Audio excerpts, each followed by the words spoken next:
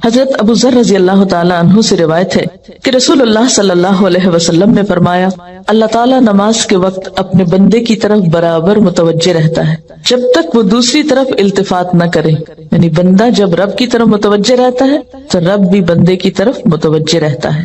جب وہ دوسری طرف التفات کرتا ہے یعنی گوشہ چشم سے دیکھتا ہے تو اللہ تعالیٰ اس سے رخ پھیر لیتے ہیں. یعنی آپ کا دھیان اگر اللہ کی طرف رہا تو اللہ کی توجہ بھی آپ کی طرف. جو ہی آپ نے ادھر ادھر منہ کیا، توجہ کی، اللہ نے بھی اپنا رخ پھیر لیا. نبی کریم صلی اللہ علیہ وسلم نے حضرت انس کو حکم دیا کہ اپنی نگاہ اس جگہ رکھو جس جگہ سجدہ کرتے ہو، اور یہ کہ نماز میں دائیں بائیں التفات نہ کرو. یعنی نماز کا خشوع کیا ہے؟ نگاہیں سجدے کی جگہ ہوں. اگر آپ اس عمل میں کامیاب ہو جائیں تو یقین مانے آپ کی نماز میں خشوع آ جائے گا. بہت سے لوگ یہ سمجھتے ہیں کہ شاید آنکھیں بند کر کے نماز پڑھنے سے زیادہ خشوع آتا ہے، جو کہ غلط فہمی ہے. ایسا کرنا پسندیدہ بھی نہیں. لگتا بہت آسان ہے کہ کوئی چیز نظر نہ آئے تو ہمارا دھیان زیادہ اللہ کی طرف ہو جائے گا. جو لوگ آنکھیں بند کر کے پڑھتے ہیں وہ آنکھیں کھول کر سجدے کی جگہ دیکھنا شروع کریں. اس میں یہ ہوتا ہے نا کہ جب ہم بچپن سے ایک طریقے پر نماز پڑھ رہے ہیں، کبھی کسی نے ہمیں ٹوکا نہیں، کیونکہ ہم سب سے زیادہ مائنڈ اس وقت کرتے ہیں جب کوئی ہماری نماز کی اصلاح کرنا چاہے.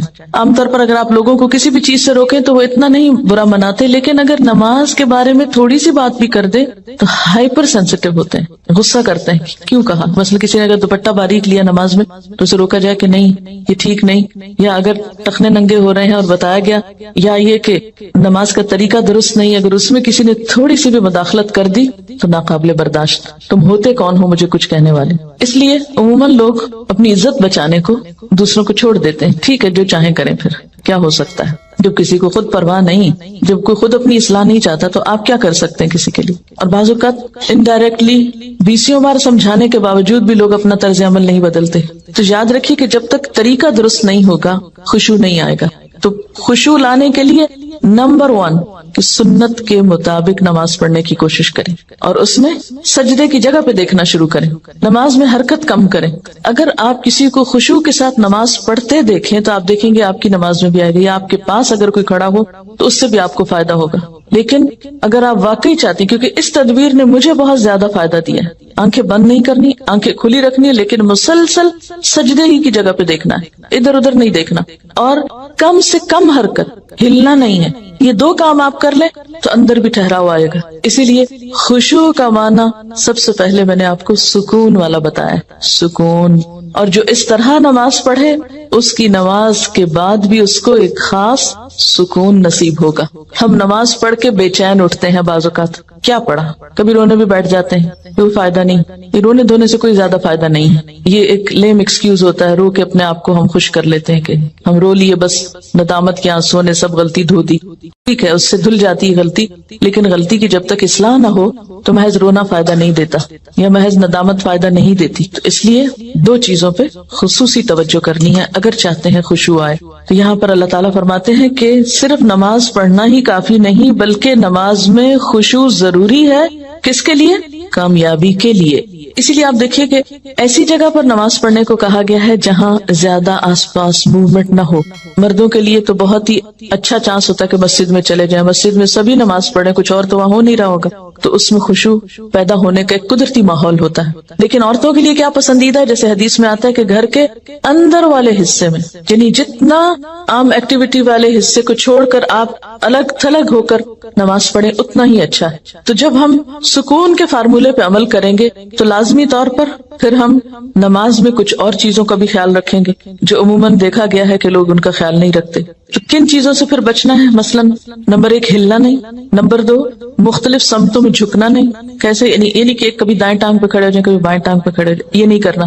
ٹھیک ہے، اگر شروع میں آپ کو بہت لمبی نماز کی عادت نہیں تو مختصر پڑھنا شروع کریں، لیکن ہلے بغیر. کپڑوں کو بار بار سمیٹے نہیں، نہ ان کو جھاڑیں. ایسا دوپٹہ یا ایسا لباس نہیں پہنے کہ جو بار بار گرے اور بار بار آپ اس کو سمیٹنے میں مصروف ہوں. پھر اسی طرح جائے نماز کو درست طریقے پہ بچھائیں، یہ نہیں کہ نماز کے بیچ میں ہی آپ اسے ٹھیک کرنا شروع کر دیں. ایسی جائے نماز پہ کھڑے مت ہوں کہ جو ہر دفعہ میں اکٹھی ہو جائے اور ہر دفعہ میں آپ اس کو سیدھا کر رہے ہیں. پہلے جو کھجور کے درختوں کے پتے ہوتے تھے ان کے جو جائے نماز ملتے تھے، اگر آج آپ کو میسر ہو اور اس پر نماز پڑھنے کی کوشش کریں تو آپ دیکھیں گے خشوع میں اضافہ ہوگا. ان کو ایک نیچرل میٹ ہوتا ہے نا، اس کی اپنی ایک خوشبو بھی ہوتی ہے اور وہ اکٹھا نہیں ہوتا، اور اس پر آپ کے ہاتھ پاؤں سب جم جاتے ہیں. یہ جتنی مخملی جائے نمازیں آ گئی ہیں اتنی ہی نماز میں خشوع ختم ہو گیا. کبھی پاؤں پھسل رہے ہوتے ہیں, کبھی ہاتھ پھسل رہے ہوتے ہیں.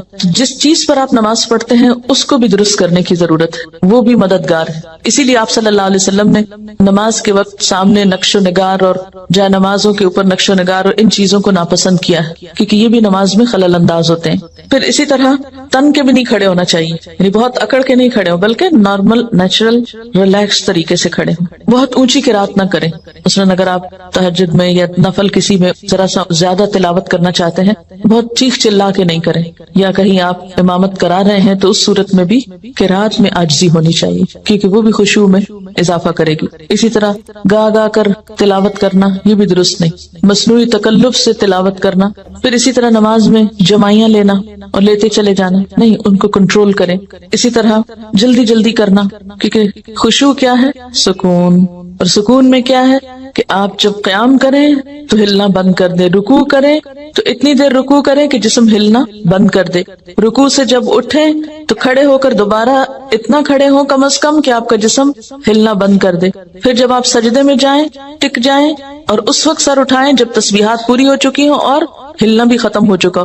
یہ نہیں کہ آپ ایک کانسٹنٹ موومنٹ میں کھڑے ہوئے تو رکوع میں ہلتے ہلتے پھر کھڑے ہو گئے, پھر سجدے میں ابھی ہلنا بند نہیں تو پھر کھڑے ہو گئے اور پھر واپس پلٹ گئے. یہ ماری ماری نماز جو ہے جلدی کی, اس سے قطعاً خشوع نہیں آتا.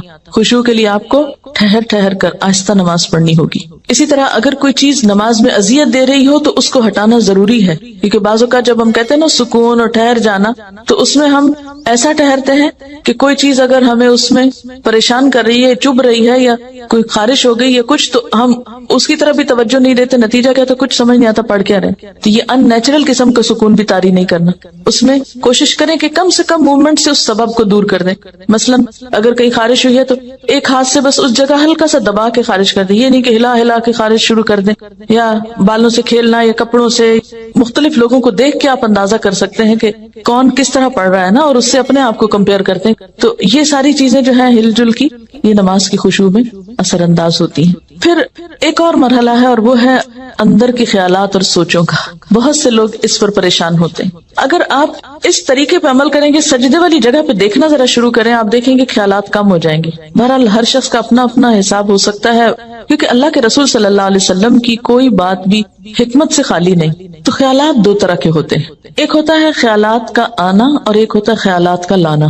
آنے والوں کو تو آپ روک نہیں سکتے, پاسبل ہی نہیں. اور ایک ہوتا ہے خود انوائٹ کرنا, کسی کو بلانا, دعوت دینا, اس کو آپ بہرحال کنٹرول کر سکتے ہیں. اب جو بن بلائے آ جاتے ہیں ان کو آپ اگنور کر دیں, کیونکہ ہمارا دماغ ایسی چیز ہے کہ جو کانسٹنٹلی کام کرتا ہے, رکتا نہیں ہے. آپ سو رہے ہوں تب بھی وہ خوابیں دیکھتا رہتا ہے, آپ جاگ رہے ہوں, آپ کسی سے بات کر رہے ہوں تو ضروری نہیں کہ آپ کی پوری توجہ وہاں ہو.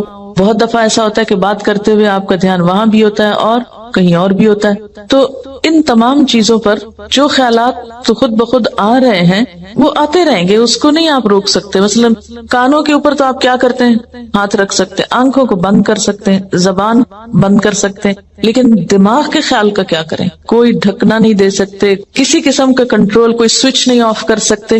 وہ تو خدا نخواستہ آف ہوا تو پھر تو گئے, آن نہیں ہو سکتا پھر.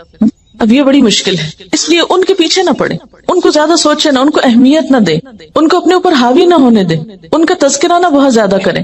کہ کچھ لوگوں کو میں نے دیکھا وہ ہر ایک کو لے کے بیٹھ جاتے ہیں, میں کیا کروں, خیال بہت آتے ہیں نماز میں. کسی کے پاس کوئی جادو کی چھڑی نہیں کہ جو ایک آپ کو لگائے گا اس وقت اور آئندہ آپ کے خیالات نہیں آئیں گے.